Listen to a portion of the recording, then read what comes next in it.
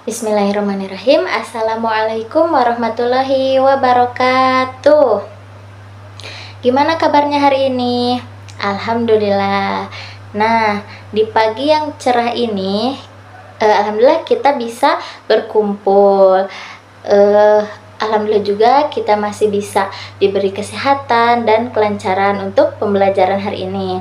Nah, biar pembelajaran hari ini lebih bermanfaat dan berkah, alangkah baiknya kita berdoa terlebih dahulu. Kita berdoa sama-sama ya. Berdoa dimulai. Bismillahirrohmanirrohim.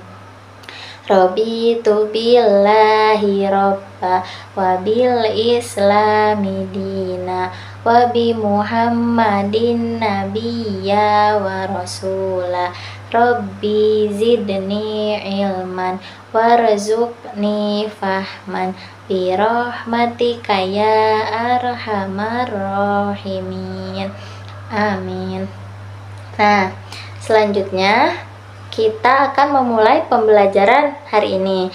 Nah, sebelumnya ada yang tahu nggak hari ini akan membahas apa?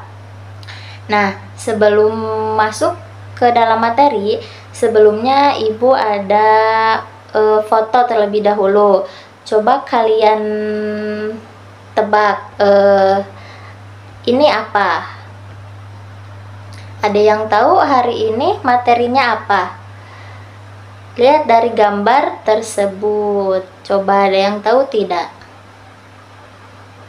Nah, untuk pembelajaran kali ini, Ibu akan membahas tentang materi rukhsah dalam zakat. Nah, untuk lebih lanjut, di sini Ibu akan mulai ya. Pertama-tama mulai dari pengertian terlebih dahulu. Nah, materi rukhsah dalam zakat ini pengertiannya adalah rukhsah, keringanan atau hukum yang diberikan kepada seorang muslim dalam kondisi tertentu yang menyulitkan untuk menjalankan kewajiban. Nah, dalam konteks zakat ini rukhsah berarti keringanan, iya, atau dispensasi yang memungkinkan seseorang tidak diwajibkannya membayar zakat atau mendapatkan kemudahan pelaksanaan karena situasi yang khusus. Nah, selanjutnya ada dasar-dasar hukum rukhsah dalam zakat. Nah, dasarnya itu ada dalam Quran Surat Al-Baqarah ayat 185. Nah, begitupun ada hadis Nabi Shallallahu Alaihi Wasallam yang menjelaskan tentang rukhsah dalam zakat ini. Hadis tersebut adalah yang berbunyi, sesungguhnya agama ini mudah dan tidaklah seseorang memberat-beratkan diri dalam agama kecuali ia akan dikalahkan. Hadis riwayat Bukhari dan Muslim. Nah, selanjutnya ada kondisi yang membolehkan rukhsah dalam zakat. Nah, kondisi yang membedakan rukhsah dalam zakat itu ada beberapa, di antaranya ada yang pertama ada hutang yang berat. Nah, hutang yang berat ini jadi apabila seseorang memiliki harta yang mencapai nisab tetapi habis untuk membayar hutang yang mendesak atau besar, maka ia tidak wajib membayar zakat. Nah, contohnya tuh seperti ini. Misalnya ada seorang pedagang memiliki barang dagangan senilai 100 juta. Kan itu nisabnya tercapai ya.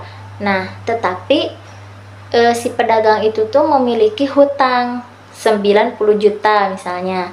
Nah, maka ia tidak wajib membayar zakat karena hartanya tersisa kurang dari nasab tersebut. Nah, selanjutnya Contoh selanjutnya ada harta tidak produktif. Nah, harta tidak produktif ini zakat diwajibkan atas harta yang produktif atau yang berpotensi untuk berkembang. Nah, jadi misalnya tuh jika seseorang memiliki harta seperti tanah yang tidak digunakan atau tidak menghasilkan pendapatan, maka ia tidak wajib membayar zakat hingga tanah tersebut digunakan atau menghasilkan keuntungan.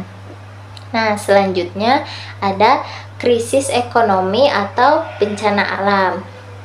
Nah, ini tuh dalam situasi bencana alam atau krisis ekonomi yang menyebabkan banyak orang kesulitan memenuhi kebutuhan dasar, kewajiban zakat dapat ditunda hingga kondisinya membaik. Nah, misalnya seperti ada seorang petani, misalnya seorang petani ini kehilangan hasil panen akibat banjir misalnya. Jadi si petani ini tidak diwajibkan membayar zakat pertanian pada tahun tersebut. Nah, contoh selanjutnya ada wilayah konflik atau perang. Nah, dalam situasi konflik ini atau perang, seseorang yang hartanya sulit diakses atau digunakan untuk bertahan hidup diberi keringanan untuk menunda pembayaran zakat. Nah, misalnya nih ada seseorang pengungsi yang hartanya tertinggal di zona konflik, tidak di zona konflik atau perang.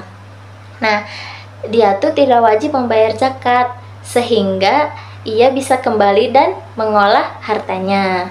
Nah, selanjutnya ada judul baru. Yang selanjutnya ketidakmampuan untuk memenuhi kebutuhan dasar zakat.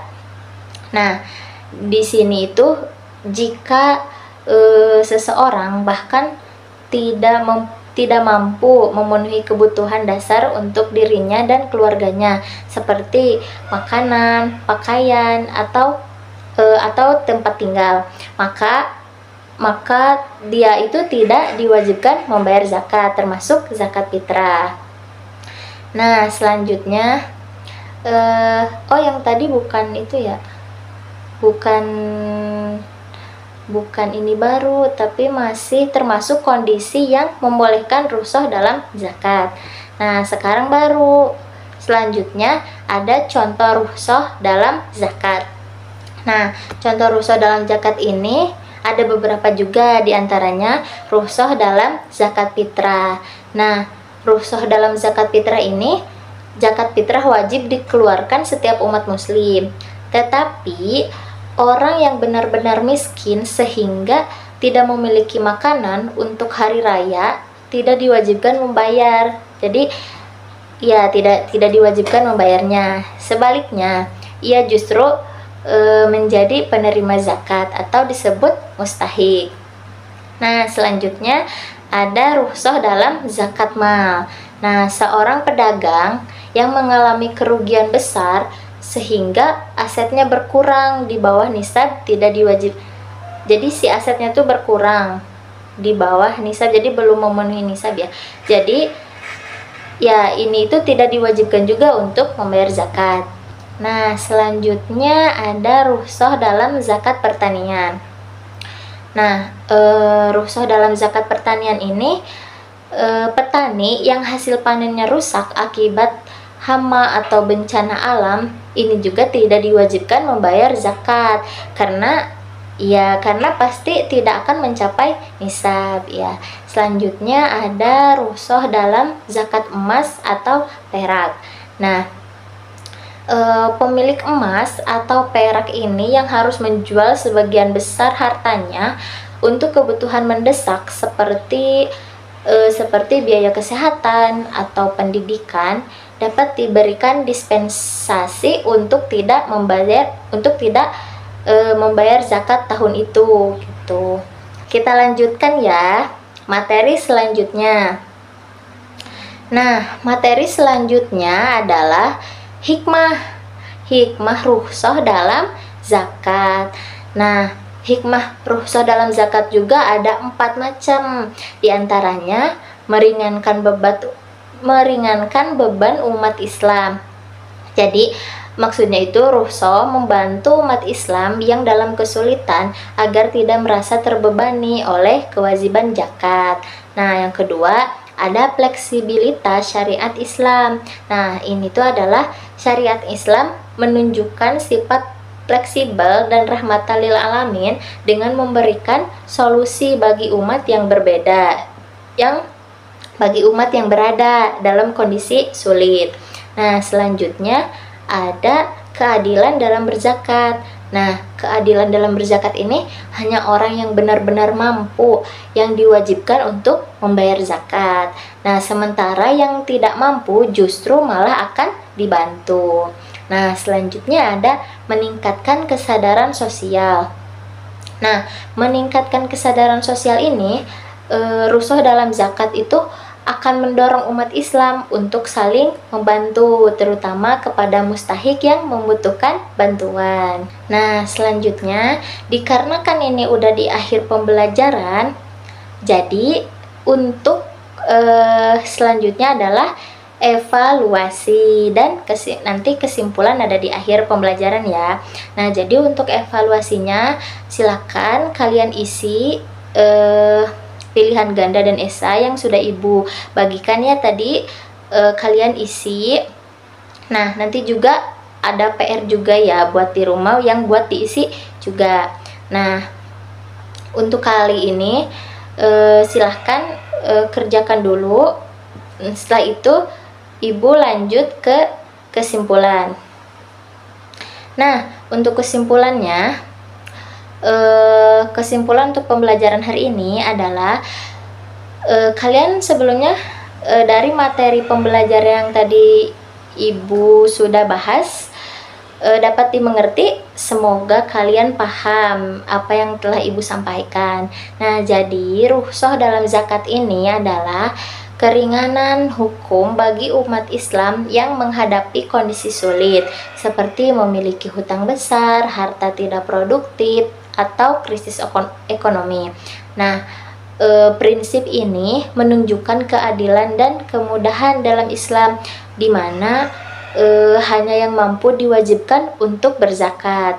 Nah, dengan memahami rukhsah ini, rukhsah atau keringanan, umat Islam diajak untuk melaksanakan zakat sesuai kemampuan dan kondisi, sekaligus menumbuhkan empati terhadap sesama, khususnya kepada mereka yang membutuhkan bantuan. Oke, mungkin cukup sekian yang bisa ibu sampaikan. Mohon maaf apabila banyak kesalahan dalam ucapan ataupun perbuatan ibu. Nah, semoga ilmu yang sudah ibu sampaikan semoga dapat dipahami, semoga bermanfaat dan berkah untuk kalian semua. Mungkin cukup sekian dari ibu. Alhamdulillahirabbil alamin. Wassalamualaikum warahmatullahi wabarakatuh.